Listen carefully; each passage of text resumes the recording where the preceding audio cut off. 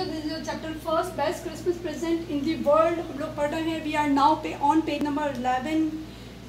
Last paragraph देखिए बच्चों, page number 11 पे लिखा गया, I folded the letter again and slipped it carefully back into the envelope. यहाँ पे जहाँ पे जो ऑथर जो है, राइटर जो है, वो ये कह रहे हैं कि मैंने वो लेटर को वापस फोल्ड किया, तय बनाया और उसको वापस एनवेलप यानी इसके लिफाफे में रख दिया। I kept away all night, by morning I knew what I had to do. यहाँ पे जो ऑथर जो हैं, जो राइटर जो हैं, वो पूरी रात इस चीज़ को लेके सोचते रहे और उन्हें पता था कि उन्हें सुबह उठ के क्या करना। I drove into the Bridport. कहाँ गए वो? ड्राइव करके गए Bridport, just a few miles away. उनसे जहाँ वो रहते थे वहाँ से कुछ ही दूर ब्रेडपोर्ट था जहाँ वो गए। I asked a boy walking his dog where a copper beeches was. यहाँ वो वहाँ पहुँचे जहाँ पे कॉपर बिचेस से, जहाँ पे एक बच्चा जो था वो अपने डॉग के साथ घूम रहा था।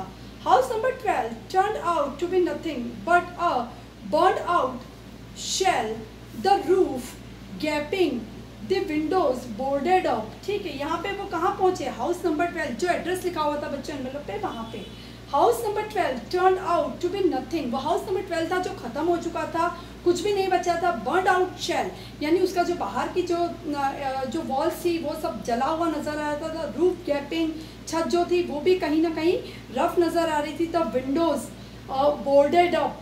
आई knocked at the house next door and asked if anyone knew the whereabouts of Mrs McPherson. अब ऑथर ने क्या किया, वो अगले उस घर के पास वाले घर पे गए और उन्होंने वहाँ पे दरवाज़ा खटखटाते हुए पूछा, किसके बारे में? आसपास में उन्होंने पूछा मिसेस मैकफर्सन जो है, जो जिम के वाइफ जो है उनके बारे में, पोनी जो है उनके बारे में पूछा। Oh yes said the old man in a slippers, he knew her well. यहाँ पे एक बूढ़े आदमी ने, जो कोनी जो है मिसेस मैकफर्सन है, उनके बारे में बताया कि वो उन्हें अच्छे से जानते हैं।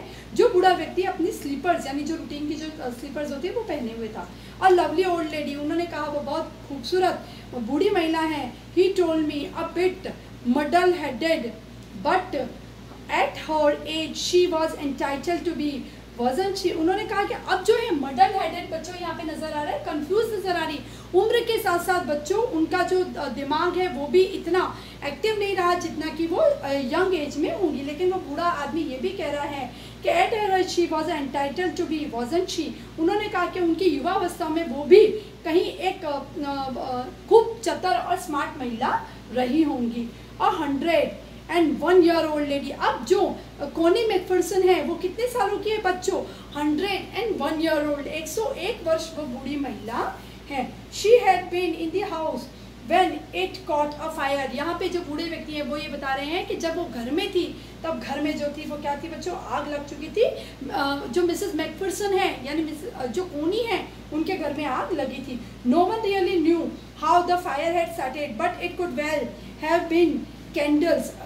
किसी को नहीं पता चला कि वो आग क्यों लगी, लेकिन सब अंदाज़ा ये लगा रहे हैं कि कैंडल्स जो थी, जो मोमबत्तियाँ जो थी उसके कारण वो आग लगी थी। She use candle rather than electricity because she always thought electricity was too expensive. जो मिसेस मैकफर्सन थी उनकी ये सोच थी, वो हमेशा मोमबत्तियों का इस्तेमाल करती थी घर में रोशनी के लिए। वो ये मानती थी कि जो बिजली जो है, इलेक्ट्रिसिटी है, वो बहुत महंगी है। The fireman had got her out just in time. जो फायरमैन जो होते हैं बच्चों, जो आग बुझाने का काम करते हैं, है ना, उन्होंने मिसेस मैकफर्सन थी उनको समय रहते बाहर निकाला। She was in a nursing home now, he told me Burlington house on a Dorchester road on the other side of town. और वो उन्होंने साथ में ये बताया कि वो जो नर्सिंग होम है वो कहाँ पे है? वो है बर्लिंगटन हाउस है, उस जगह का नाम डॉर्चेस्टर रोड पे है। और वो जो टाउन है, वो जो कस्बा है, उसके दूसरी तरफ यानी उस कस्बे के दूसरे ओर में ये जो नर्सिंग होम है वो आया हुआ है। आगे हम लोग पढ़ते हैं बच्चों। It's a page number 12, next paragraph. I found Burlington house nursing home easily enough. यहाँ पे जो जिम जो है उन्होंने जो बर्लिंगटन हाउस में जो नर्सिंग होम था उसको आसानी से ढूंढ लिया। There were a paper chains up in the hallway and a lighted Christmas tree stood in the corner with the lopsided angle on a top। यहाँ पे जो नर्सिंग होम है उसका वर्णन किया गया। क्या कहा गया? वहाँ पे जो बरामदा था यानी जो कॉरिडोर जो था, वहाँ पे क्या लगी हुई थी, लड़ियाँ लगी हुई थी, है ना, पेपर चेन्स लगी हुई थी, जो पेपर की जो हम लोग बनाते हैं फरियाँ जिसको हम कहते हैं, वो लगी हुई थी in the hallway and the lighted Christmas tree, और क्रिसमस ट्री जो था उसे भी सजा रखा था, two stood in the corner with a lopsided angle on top. I said I was a friend come to visit Mrs. McPherson to bring her a Christmas present.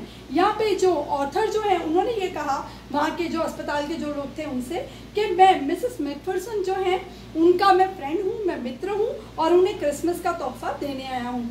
I could see through into the dining room where everyone was wearing a paper hat and singing. वहाँ पे उन्हें एक dining room, एक बड़ा सा hall नज़र आया जिसमें हर किसी ने, क्योंकि बच्चों क्रिसमस का मौका था, हर किसी ने पेपर कैप पहन रखे थे और सब गाने गा रहे थे. The matron had a hat on too and seemed happy enough to see me. Matron जो थी, वहाँ की जो अधीक्षक थी, उन्हें ये लगा, वो बिल्कुल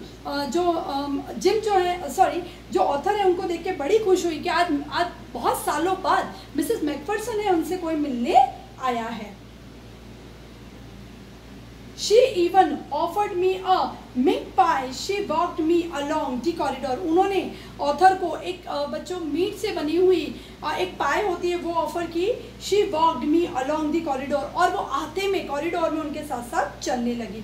Mrs. McPherson is not in with the others. उन्होंने कहा उन मेट्रन ने कि मिसेस मैकफर्सन है वो अब दूसरों की तरह नहीं है और वो दूसरों के साथ भी नहीं रहती हैं. She told me she is rather confused today.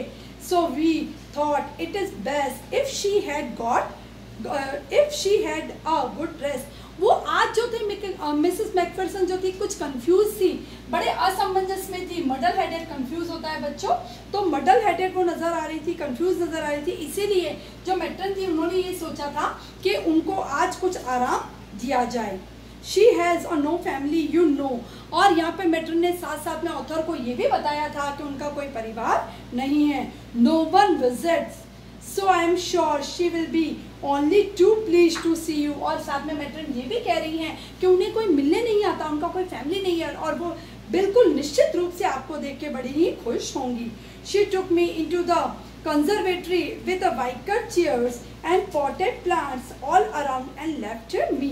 वो एक कंजर्वेटिव जगह पे, जहाँ पे मतलब छोटी सी जगह थी वहाँ पे, जहाँ पे कि बांस की बनी हुई कुर्सियाँ मौजूद थी और पॉटेड प्लांट जहाँ पे कुछ गमले रखे हुए थे, ऐसी छोटी सी जगह में वो उन्हें ले जाके उन्होंने ऑथर को छोड़ दिया. ठीक है बच्चों, यहाँ पे कुछ वर्ड्स हैं, अब हम वो समझ रहे हैं.